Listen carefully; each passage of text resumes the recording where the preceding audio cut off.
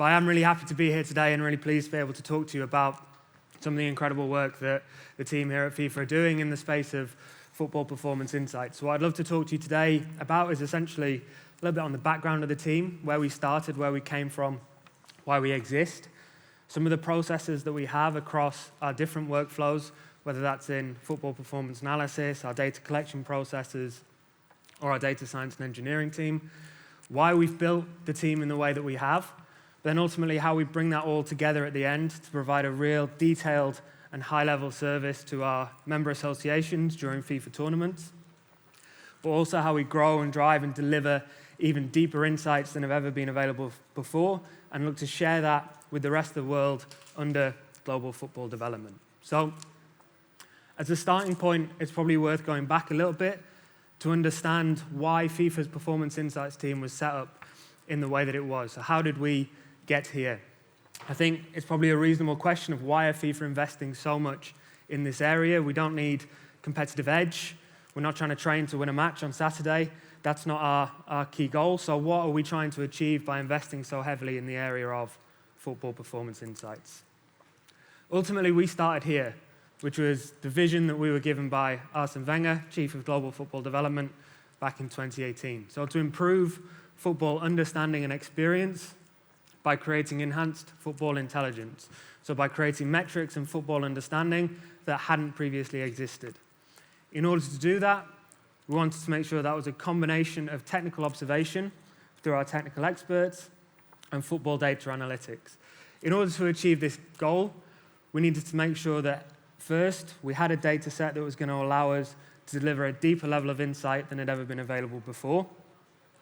We needed to work closely with and understand the needs and the developments of our technical experts, and we had to understand how we were going to share that message. So around our World Cups, around the events that FIFA had, how we're going to use all that learning to then deliver information back to our member associations and our key stakeholders all the way across the chain. So we started here. One of the main problems that we had, when we look back to 2018, was that there was no FIFA-owned single source of truth for any of our competitions. So across a FIFA tournament, across the whole of FIFA, we had 4 different data providers, all of whom gave us different numbers on different elements of play according to their own operational definitions. And it meant whenever it came to trying to draw insights, we had no consistent single source of truth across our FIFA competitions. We also didn't feel at the time that that was a world-leading data set. It didn't give us more information than counts or basic level information that was available through the event data. And we wanted to go further. We wanted to make sure that we were able to deliver something that could have an impact on our member associations' pre- and post-match processes. So it was about doing more than just understanding what that information was. It was about understanding how we can then make that powerful and empower our member associations to use that data.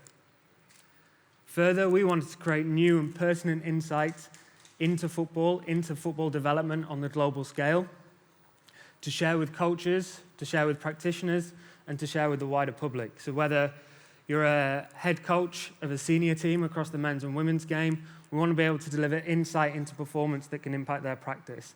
Or whether you're a fan watching football on TV, we want to be able to add greater context which can help you understand the game and understand what you're seeing. So in order to give you a little bit of a picture of how FIFA work in this space, what I'd like to do is just talk you through our team, the different types of role that we have, how we work, and what a match day looks like for FIFA's Football Performance Insights team. So we're very fortunate at FIFA. We have an incredible resource available to us in order to be able to deliver the key objectives that we have. Everything that we do starts with our football data collection. They're very much the starting points of everything that we have. And we have a team of football analysts within our team whose role it is to code and capture data. We also do significant amounts of quality control to make sure everything that enters our data pipeline is reliable and of the required quality.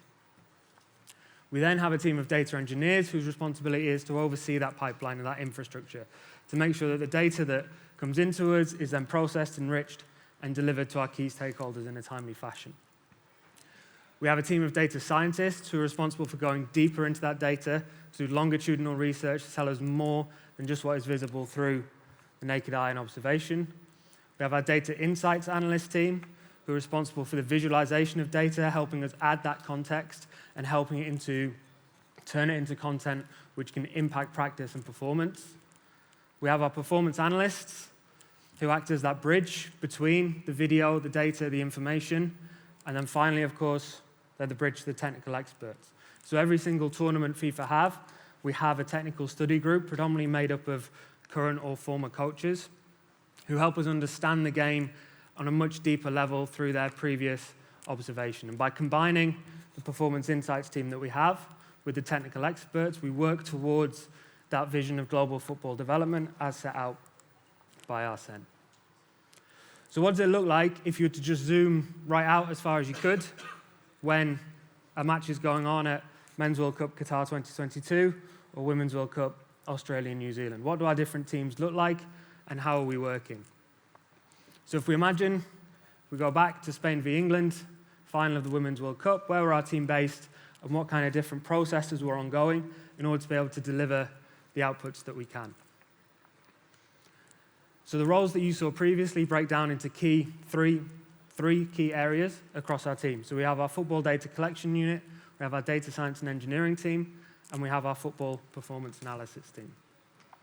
Our data collection unit, responsible for the collection of individual player-level data and data quality control, making sure that every single piece of data that we collect, we're happy with and we would defend in front of a coach. Our data science and engineering team, live ingest of tracking data and event data to produce our EFIs, our enhanced football intelligence metrics, which I'll speak more about shortly. Finally, we have our football performance analysis team, who will be a direct link with our technical observers. So whether that's in stadium or whether that's remote support, our performance analysts will have a direct link with the technical observer during a game, in the same way in a club or national association setup you would have between analyst and coach. Within 4 hours of the match finishing, so our event data is complete, we push that through our pipeline, that then gets enriched via the tracking data, and we push this out to our key stakeholders. So we make this available within 4 hours of the final whistle to all of our national associations. Coming back to, we want the data that we create to have an impact on pitch. In order for it to be used during a tournament where a team might have one game every 3 days, we need to get that data into the right hands of the right people as soon as possible. So all of our data is made available to national associations within 4 hours of a match finishing. Over the short term, the medium term, and the long term, we're then able to use that wealth of information to produce analysis and insights across a multiple of different levels. So not just being able to impact performance in tournament, but how do we use that over a longer period to then inform and educate the world on what we see in football at the highest level. So like I said, everything that we do starts with our football data collection. And with the resource that we have, the decision was made around 3 years ago to bring our football data collection team in-house. So rather than being reliant on a third-party data provider, we have our own in-house team of football analysts who collect player-level data against the FIFA football language. So the FIFA football language is essentially a blueprint for how FIFA understand, talk about, and analyze the game. It was developed over 2 years, and in tinkering for 2.5 years, since it was released in 2021. But essentially, it's how we view and analyze the game. So it's about having really detailed, consistent operational definitions, both an individual action and team tactics level, to understand how we analyze the game and how we break it down. That then is really important because we don't just collect information on current tournaments. We're able to go back, for example, for the Men's World Cup, we have data in a consistent data format now from 2010 all the way through up to 2022. The FIFA football language isn't just our operational definitions, but it also aligns very closely to our data capture methodology. So the way our football analysts work, the way that we collect data on an individual player level, all aligns to our FIFA football language. And this is plug number one. I get paid per hit on the FIFA Training Center. So plug number one is our football language is all available on the FIFA Training Centers. How we analyze the game, how we see it, our operational definitions, everything is available on the FIFA Football Training Center. But who are our analysts and what are they doing? So our football data collection team are a team of highly trained football analysts who collect individual player data against the FIFA football language. In order to collect the level of data that we do, we have one analyst codes every action of one player for the duration of the game. So we're moving away from just collecting on-the-ball events. We now collect both on and off-the-ball events, which helps give us a much greater picture of everything that player has done during the game. The majority of our events have a corresponding action. So for a tackle, both analysts need to code a tackle, which helps us get that reliability. And all our events are timestamped to within 25 milliseconds. So everything is timestamped to within a quarter of a second, which is crucial when we come to the later stage of enriching the data that we have with tracking enrichment. It also means that if two actions are off by more than a quarter of a second, that will cause an error in our data checking process, which then allows us to make sure we're being as robust and reliable as we possibly can do across the chain.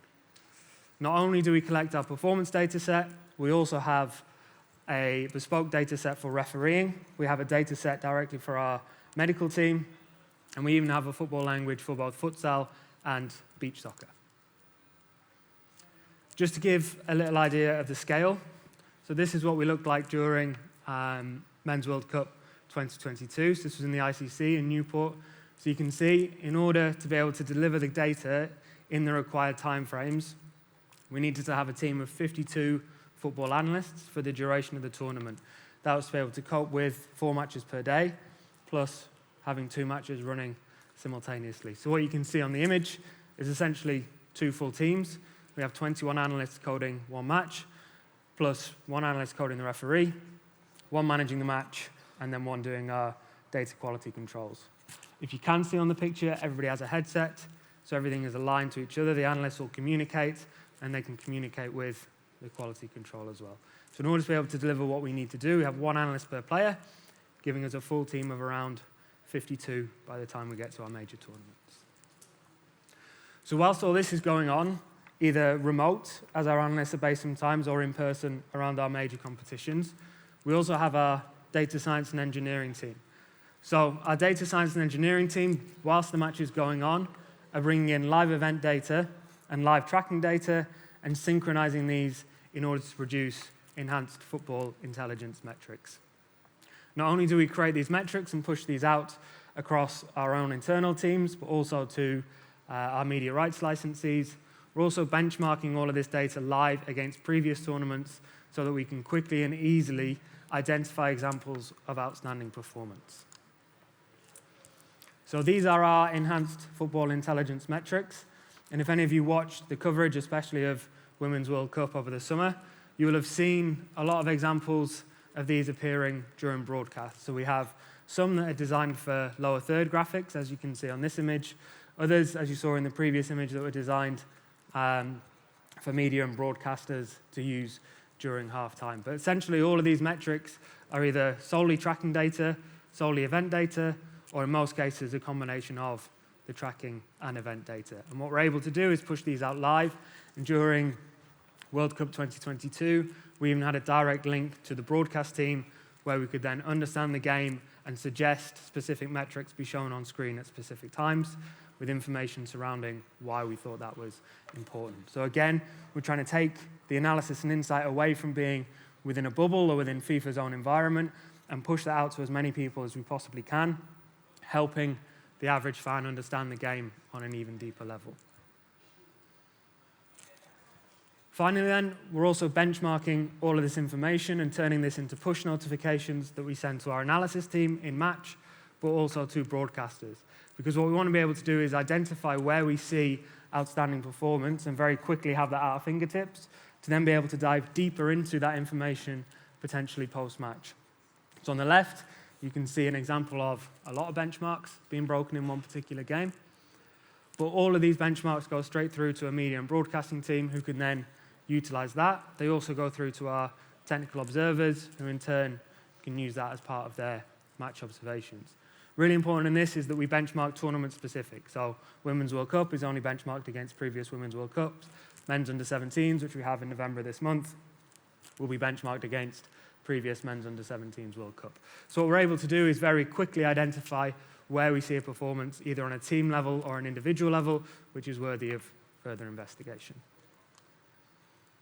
Lastly, essentially the third strand of our team is our football performance analysis team. So probably the closest thing FIFA has to your typical club analyst and the relationship they have with our technical observers is very similar to the relationship that you would have between coach and analyst on a match day.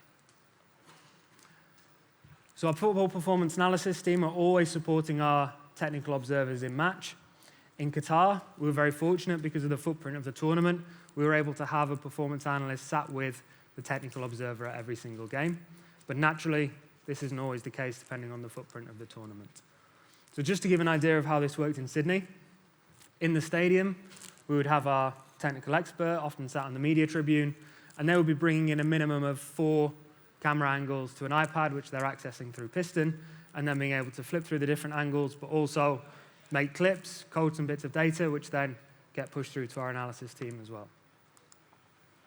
Connected to our technical expert, we then had the performance analyst. So we had a radio connection between our centralized analysis location in Sydney and the technical expert in the stadium. Now, originally we saw this as quite a key challenge because not having that in-person support, as we were able to in Qatar and at previous youth tournaments, provided us with some challenges. But what we found was that by having a centralized analysis function, we were actually able to offer significantly more resource available to our technical experts in match. So moving beyond just having an analyst next to them, we were then able to utilize that central function so that the analyst then was in the same room and associated to data scientists, data engineers, and data analysts.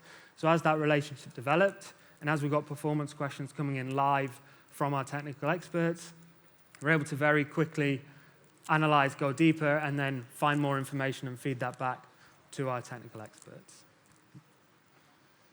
What is the role of the technical experts? They work very closely with our analysts, but they work within FIFA's match analysis framework. So again, coming back to the football language, that importance of having consistency in reporting across all of our tournaments. They provide technical and tactical interpretation, both on a match level but also on a tournament level. And they work very closely with our analysis team to be able to combine their technical observations with the analytics that we are able to provide as a team. And as ever, we support that with video. So those are our 3 key teams that are happening. That's what's going on whilst the match is happening. So we have a team during, for example, Women's World Cup of around 65. And that's how all those different functions will be supporting the analysis, the insight delivery in match, making sure that our data reaches key stakeholders, including member associations, internal use, and also our media rights licensees in match in order to be able to drive engagement and drive use of our different analysis products and services across the whole of FIFA.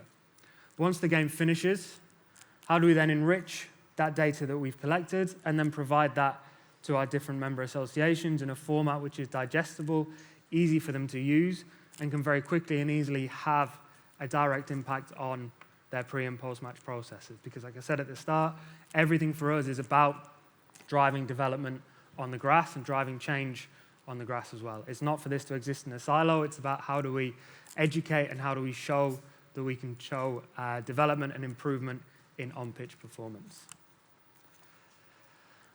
Our data engineers are here, and they wouldn't let me get away in a whole presentation without showing one schematic. So here it is. Here's our lovely schematic. But this is just an idea of how you can see our live processes. The tracking data are on the bottom, the event data are on the top, and ultimately we get to the point where those two meet and the data enrichment takes place. So essentially what happens is the event data file collected by our data collection unit has a kickoff point in it. Our tracking data has a kickoff point in it. Those 2 points are synced, and essentially it's like a zip from that point forward, where every single piece of event data that we collect is then enriched with the tracking data. We then push that out internally, so we update our own internal dashboards for our own internal use. We push this out to the FIFA Football Data Platform, which is where our member associations access the data, and we create post-match reports which are available to the public. The process of doing this, the reason why we go through this process is to get back to that idea of creating new football intelligence and allowing us to drive deeper, more detailed performance insights than had been available previously.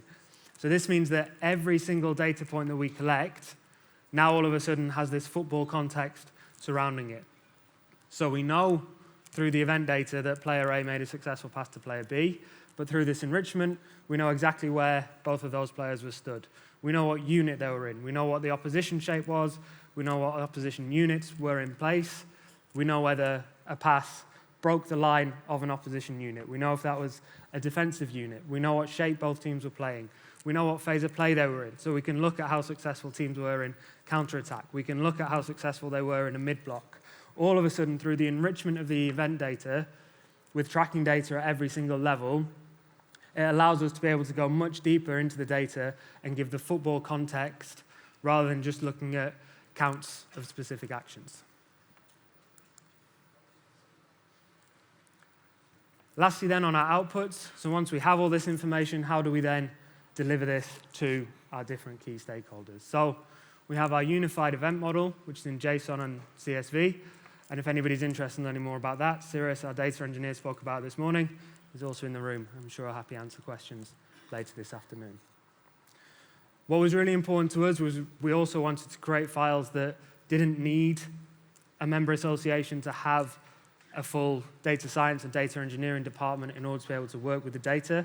So we created very simple analyst files that can essentially be dragged and dropped into any commercial performance analysis software, meaning all the video work for you as an analyst is already available. And if you have the capability to work with it in a more raw format, then that's available to you as well.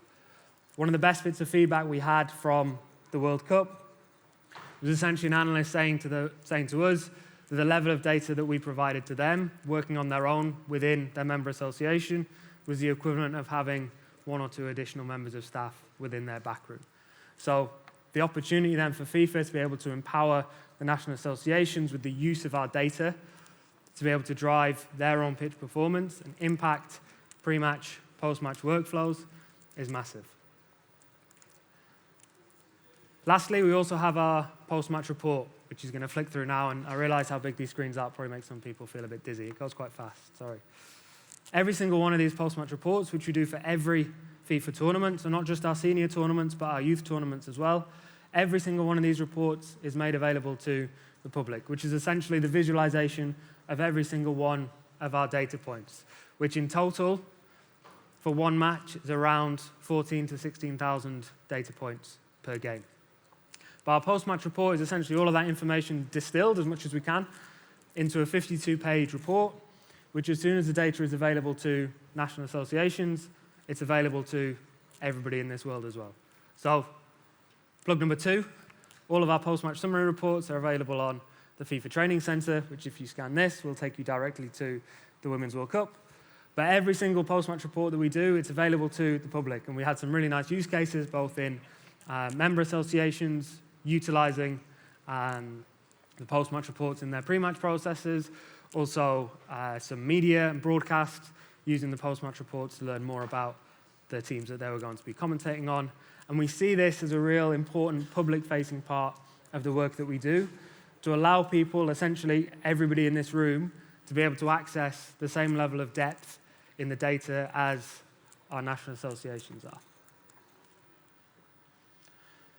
So lastly then, and just to wrap up in the last 3-4 minutes, once we have all of this data, once we have this new level of depth available to us and the way we've structured our environment and our pipelines to make sure that we have this data readily available in a way that can be queried quickly and easily by a variety of people across the team, how can we actually take that to then delivering football performance insights to the rest of the world? So of course, one key way is by empowering our member associations, and you've seen the processes that we have in order to be able to empower them with the data.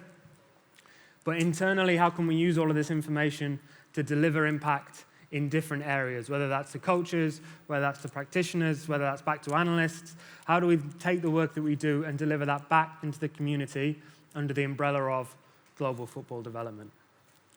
Leads me nicely onto plug number 3, which is the analysis that goes on our training center. So normally when we go to a tournament, we'll travel with performance analysts, but we also travel with a content writer whose role it is to try and distill the information from our analysis team and our technical experts in order to be able to create articles that are then published via our training centre and give insight and much more depth and detail into the performances that we're seeing at any FIFA competition.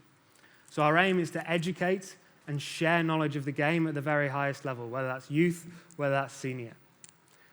Our different types of article analysis take different forms. So regularly we do tactical match reviews, but we also do previews around key games, might be a player spotlight.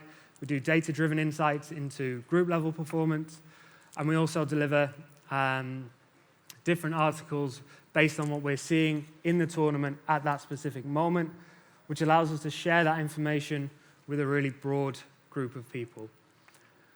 One thing we try and stay away from, generally, in tournament is delivering information on trends, surely due to the small amount of games that we're working with. But around the end of the group stage, we'll normally pull together some of the key emerging trends that we're seeing, and potentially that helps direct us towards areas where we'll look to delve into deeper after the tournament's finished. Lastly then, we're in a really fortunate position, and it's very much a privilege of the position that we have at FIFA, is we're very keen to engage as many people as possible, to share those insights with as many people as we possibly can.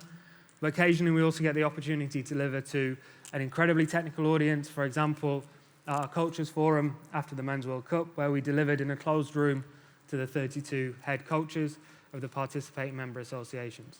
And what we're able to do is use the insight that we have to be able to explain what we've seen on the pitch, explain what we've seen during the tournament, and use that as a vehicle to create and generate discussion between the experts in the room and encourage some of the work that they've been doing and encourage that environment which allows them to share.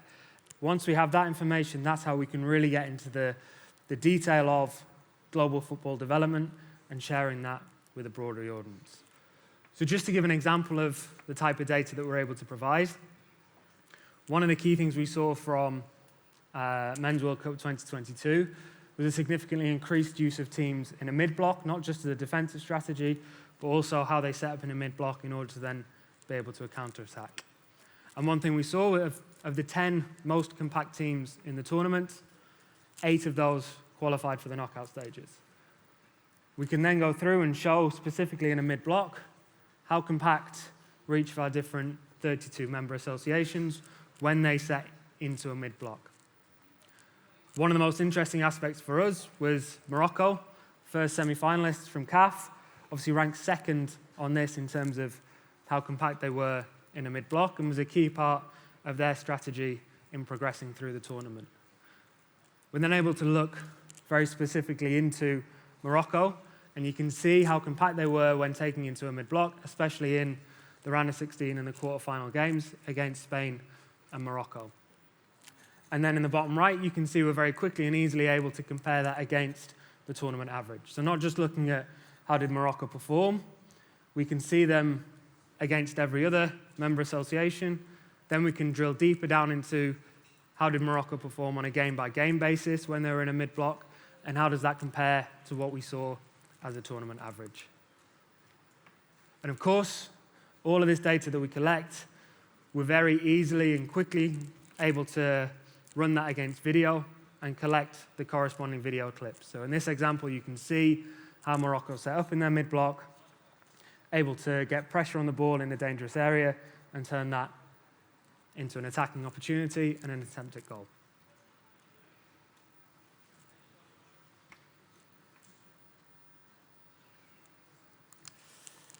Just to finish and give some very high-level points on essentially the talk that I've given and the role of FIFA within Football Performance Insights.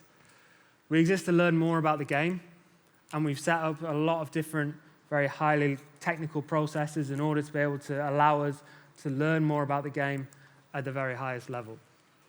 The work that we do is a combination of technical observation and innovative analysis techniques, which allow us to get deeper into football to understand the development of the game on a global level. We want to empower our member associations at all levels, whether they're looking at winning for a World Cup, competing in a World Cup, or qualifying for a World Cup. We want to be able to empower them with better use of Football Performance Insights. And we want to understand, analyze, and share knowledge and deliver that back into on-pitch impact ultimately leading towards global football development. I hope that half-hour whistle-stop tour of our department gives an overview into the role that FIFA are now playing in this space. I hope that provided some background and context into the work that we're doing. And myself, there's some other members of the team here from FIFA here today as well. More than happy to answer any questions throughout the afternoon. Thank you.